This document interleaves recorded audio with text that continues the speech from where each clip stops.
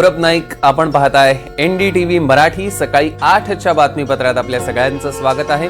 या बातमीपत्रात राज्यासह देशभरातल्या बातम्या आपण पाहणार आहोत, पण सगळ्यात आधी सुरुवात करूया हेडलाईन्स।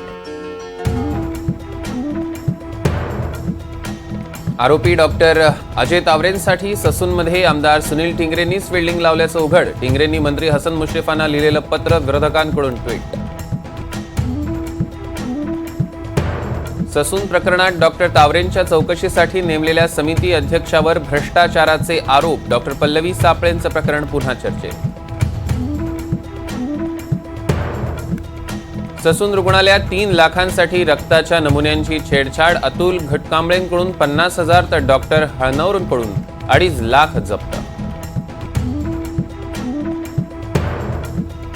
पुणे पोर्श अपघात प्रकरणी ससूनमधील 2 डॉक्टरांसह शिपायाला 30 मे पर्यंत पोलीस कोठडी।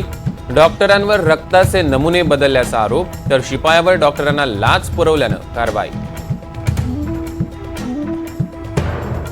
पुण्याच्या आयुक्तांना अजित पवारांनी फोन केला होता का? अंजली दमानियांचा सवाल। कारवाईसाठी संपर्क केला, अजित पवारांचं स्पष्टीकरण। मी गप्प बसणार नाही, प्रत्येकाची नावं सांगणार। अल्पवयीन आरोपीला वाचवण्यासाठी अनेकांचे प्रयत्न। अटकेनंतर डॉक्टर अजय तावरेंचा दावा।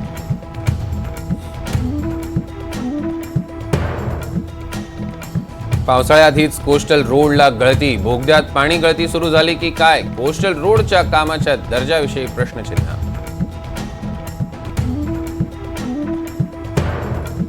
समृद्धीचा शेवटचा टप्पा वाहतुकीसाठी होणार खुला। इगतपुरी ते ठाणे हा शेवटचा टप्पा ऑगस्टमध्ये होणार सुरू।